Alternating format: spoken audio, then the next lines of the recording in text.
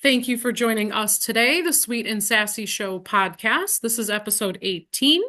We are talking about the topic of self, love, compassion, respect, and worthiness. And what does that look like? How do you need to start showing up as to experience true self-worth? Everything comes down to self-worthiness, I'd say. Almost any problem, challenge, poor self-talk, anything that anyone has, it usually comes down to a lack of self-worthiness, love, and respect for yourself. And with that, you have to have compassion. So this is a really powerful topic I think will be helpful to parents, entrepreneurs, and I'll have Molly introduce herself briefly, but she's going to start it off today. Hello, everyone. Super excited to be back here. And yes, Molly Lowe, LinkedIn business queen, LinkedIn dancing queen, whatever you want to call LinkedIn everything.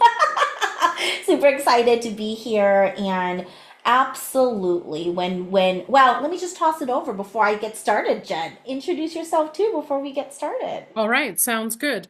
Jen Carpenter, Secure and Savvy Solutions, peace of mind and security for business owners and their employees with affordable legal resources and options to save money and reduce stress. And also Mind Flow Mastery Coaching, really just helping people be the best version of themselves and be able to reclaim their identity, reduce stress, overwhelm, and make more empowered and aligned decisions in their life. So that's what I'm most excited about. And thank you for that as well. So go ahead, take it away, Molly. Yeah, when you want to talk about aligned, right? Here we go. This is a perfect, that's the reason why we're here. Yes, So, it is. yes, when I think about self-love, I just had this conversation with someone today, so it's top of mind. And I was journaling about this. So let me bear with me, okay? I just got done with my quarterly review where it took me a day and a half to fill this 14-page Google Doc, and it broke down my first quarter in the most insane detail, but it tickled my CEO brain. I loved it so much. And one of the takeaways, one of the aha moments that I had in my quarterly review was, as a naturally generous person, I give a lot. And I love that about how God and the universe has made me, is I'm a really generous person. However, I started to teeter between generosity not being reciprocated in kind. And I Uh-huh. think that, yes, as a mom, right? I feel like that's just, we have been conditioned, if you will, to give, and be self-sacrificial to our families, especially our children. And I'm seeing this also play out in my business, that all I'm doing is gifting my time, my energy, and my expertise. Okay. Right? So when we talk about self-love, worthiness, compassion, and respect for myself, I had this aha moment of, oh my goodness, am I truly honoring myself? And what's stopping me? Right. Like you're straight out, you're already shaking your head, right?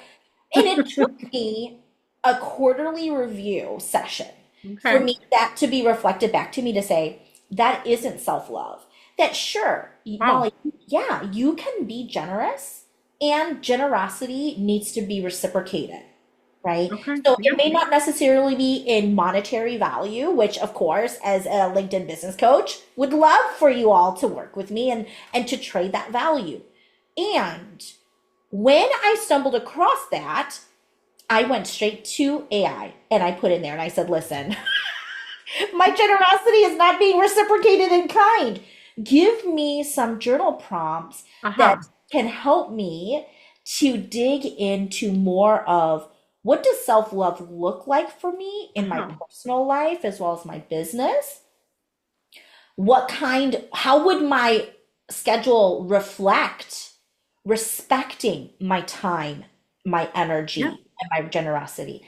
And let me tell you, I have been doing that for the last 7 days because I'm a journaler and I love to really dive deep. And so for me, it was one, having that self-awareness of like, wait a minute, like just because I'm a generous person doesn't mean that I need to always give, give, give, that I can also establish those healthy boundaries, that I can respect my time, my energy, my expertise, and my generosity. Yeah. And what would that look like for me to act on that? How can I then implement those steps and behaviors to reflect that within my personal and my business? So I that's how think it's I do that. great that it took like a quarterly assessment to do that. I'd be curious to know like what kinds of things you really looked at and how you spent your time and energy. Not even just you said personally and professionally, but either way, the fact that you have a system in place, number one, here's logic mine. System in place every quarter that you're looking at these things. Do you do something like that sooner though, like every 6 weeks? Yeah. So There's a smaller one too. Just curious. yes, so Yeah, I do the quarterly and then it's always up and then there's a bi-weekly one that I do too, just that's to make sure that amazing. those two things Wow. are in alignment, right? Yeah, Because that's great. yeah, Awesome. Yeah. a lot of the times we set goals and we don't know what we're doing because we think Uh-huh. that this is the goal and then we forget about the Yeah, goal, right? So if you have something where it's a bi-weekly check-in with yourself, that's great. Yeah. yeah, that's what I do. Fantastic. So, like the personal assessment, I've kind of adapted what I had into like a success and fulfillment assessment, really like putting, looking at everything. How successful do you feel? How happy do you feel based on these things? So that's kind of what I adapted it into. But yeah, to do it normally every 6 weeks, but then daily reflection on your wins, the lessons learned from the things that didn't go well, like daily reflection, three of each is really important on a daily basis, celebrating your wins and then looking at what you can do better next time when things don't go well. So I like the daily and then that often, but I mean, really having a 2 week system in place sounds like it'd be really powerful, whether that's addressed in your journaling or just simply, I mean, sounds like your quarterly one was 14 pages. So maybe the every bi-weekly one's a little more concise. It is. It is. Okay, that's You awesome. Yeah, yeah, you extract the action items and you there you extract the go. theme, and it's just that reminder. I have that document. I'm looking over here because it's on my monitor. It's turned on and it's there Okay. for me to remind myself of where any of my time and energy leakages are coming out of, right? Yeah. Like how to ensure that you're being productive over busy. Exactly. I mean, working on a schedule is one thing, sticking to the schedule is a whole nother thing. Knowing what you can do, but giving that time commitment to yourself too. So, where did you find the most leaks, if you will? Was there a lot of time in your business, or just, I'm curious because then it drives the conversation, or was there a lot of personal stuff more so that you need to pour more energy into? Yeah, I would say it was more 60% business, Okay. 40% personal. Okay. It's interesting that you mentioned that because I was talking to my therapist about it. And she's like, "Yeah, it seems like you have like your personal." I'm like, "Yeah, I need to get my business in that same place." But I think it's Yeah. also, if you compare years, I've been in business almost 7.5 years. I've been Yeah. married to my husband for 16 years, been with him Yeah. for 18 years, right? So it's like when you compare the time, it's easier for you to establish those boundaries. But and I should say, and one of the things that I'm committing to is taking a look at my week by week, to say my commitment is 30% generosity, Okay. 70% reciprocity. So Excellent. I really want to nail that down. I want to take a look at the tasks that I'm doing, Yeah. to conversations that I'm having, to Yeah. things like this. Yeah. How is that honoring my what I believe is worthy of my time, energy, and knowledge and Totally. generosity, right? Yeah. Generosity.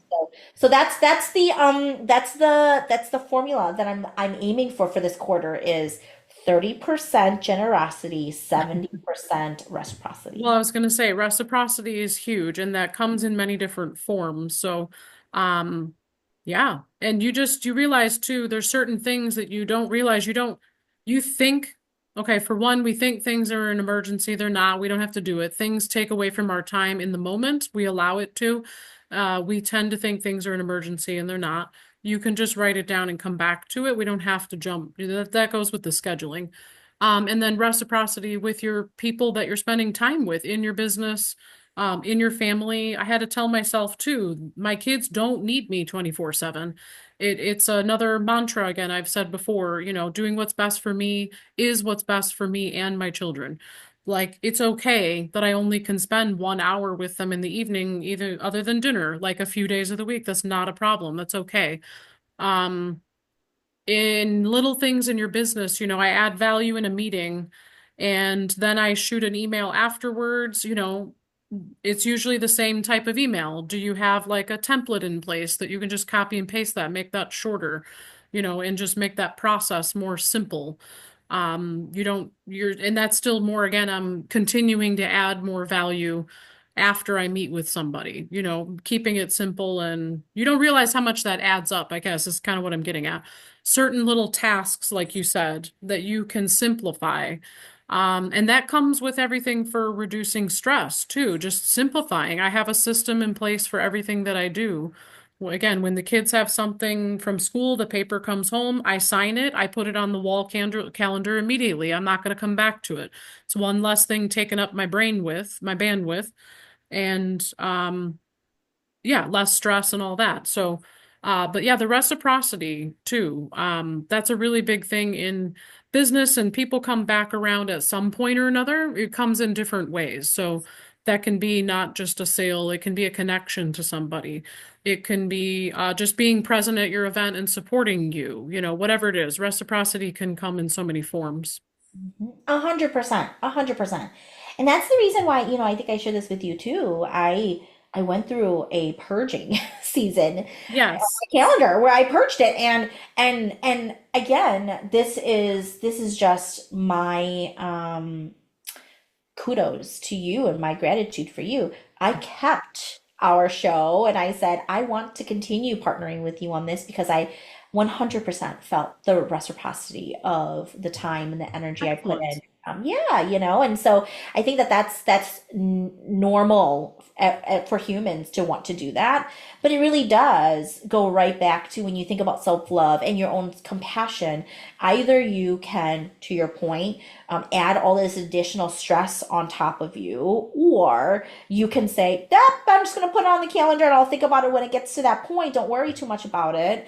That's you protecting and respecting your time and your space and your energy. So I love that you talk about that because that's a huge component. Well, and I like it too because for this, it was a small commitment for you to show up and for us to do this. I do the other stuff. We keep it simple, is my point. But spending that creative space too. I think I talked about this in the episode that's coming out here on Friday this week as we're recording. Doing what you love, the creative space, having a little bit of creative space to add value to your business and your life, doing the things that you enjoy. Um, so I wanted to come back to a few more actionable type things for the self-worthiness, of being aware of lack of self-worthiness. Obviously, it comes from many different places. It can come from past experiences. It can come from our upbringing, parenting, bad relationships, stressful events in your life, all the different things that contribute to that. Um, but in the moment, being able to have a strategy of when you deal with that. So I'm just going to briefly share it. When you have a negative thought, or what I prefer to call more of an unfavorable thought, you just first take a deep breath, or two, or three. I always tell people, you might need to take three right now. But yeah, take a deep breath, be present, look at what's really going on. You ask yourself, what is the thought? Usually it's not true. You tell yourself, what is it true or not? And then it's your brain lying to you, and you basically it's a unfavorable thought that's just pre-programmed and it's most likely not true. You replace it then with a more favorable thought. So again, a positive statement, affirmation, remind yourself of a prior win or success. All of those things just anchor your love, compassion for yourself, your gratitude, and help reframe, refocus, and redirect the unfavorable thought. And then you basically, again, you have to do something about the feelings later. So that's where all the other things come into place, the journaling, the reflection, daily reflection of your wins and successes, taking a look at the weekly plan and schedule, like you just said, looking at it every 2 weeks. What's going well? What do I need? Where do I need support? What action steps can I take to put that into place and get more of what I want? Put it in your calendar, honor your time and your space to do that, like you're saying. And then if you keep looking at it each time, you're checking a few things off your list as you go. So you're feeding that, you're feeding your self-love, your self-compassion. So that's just a strategy in the moment, those steps to take to replace unfavorable thoughts. And then basically, uh, it all just slowly rebuilds your confidence over time as well. And that's the thing too, you're not wasting your time and energy being stressed out about stuff, okay? So, many things, how much time is taken out because of something that we allowed to stress us out. I look at that on almost a daily basis. Are there things that, I can't get my time back from it? But you get better and better at the tolerance for stress, and you shorten that amount of time that it takes you to deal with problems, or where you decide how much energy do I need to give to this situation, whatever it is, with a kid, with business, whatever particular situation you're dealing with. As you practice that, my point is that you get better and better at shortening that time frame of less time you're losing. Whether it's a business moment, how you can get over it faster. What's in your control, what's not in your control? What can you do? Leave the feelings aside, deal with them later if you have to, and move on. Yeah. You know what came up for me when you said that was, of course, I was thinking of my mom brain. It's like Yeah. I sometimes need to put myself in a timeout.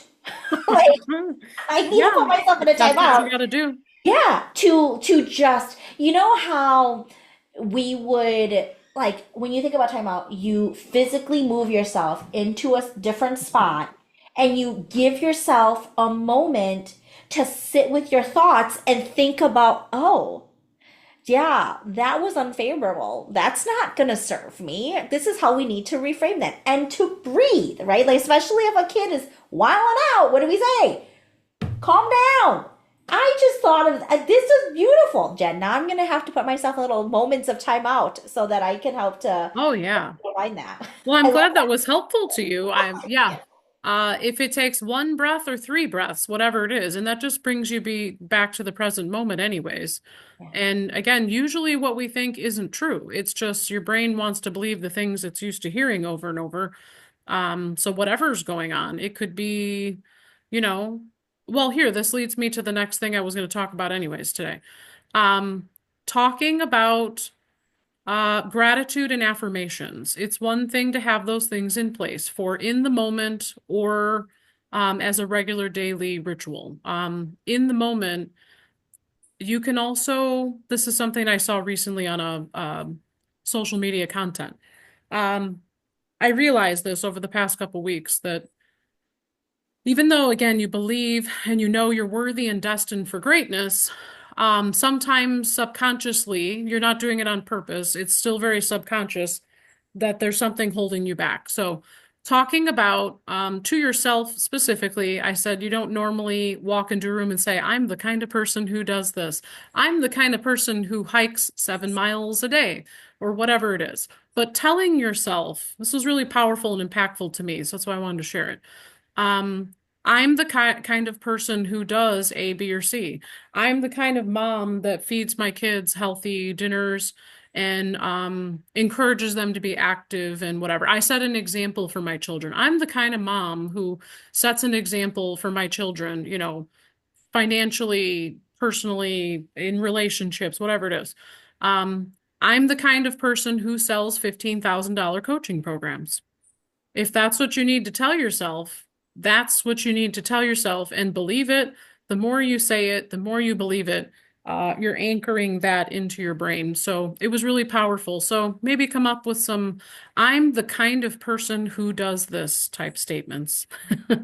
I love that. I am going to take that and implement it into my journaling as well. I always like to do mind maps and Yes. I start Yes. in the middle, like, right? So in this case, I'm going to say, I'm the type of person, and then I'm going to mind map all of the different things. I love that. That's fabulous. And to your point, I think it reframes the thought in a way that doesn't tie in the shame or the guilt Yes. to it, right? I mean, I think a Yes. lot of the times those unfavorable thoughts, as you mentioned, are tied to past experiences. And so, but you're the expert on that. I'm sure you could probably share more on that end, but I love that. That's a really great practical next step for people. And if you, anyone who's listening, if you're a journaler, that is one of the Yeah. things that I would recommend is for you to you do that and do a mind map or just, jot it down. That's fabulous. Yeah. It Great. usually comes down to judgment, blame, self-criticism, shame, um, all of those things. Unknowingly. This is the other way to think about it too. When it comes to like self-talk or just as those thoughts come in, this is what Orly told me, who taught me my mindset coaching program that I learned from and got certified to teach. Orly Amore, to be kind to your best friend. It really just stood out to me. You wouldn't say things to your best friend that you would say to yourself. And that was a really powerful statement so that's always something I've used. When you realize sometimes what you say, you don't say it out loud.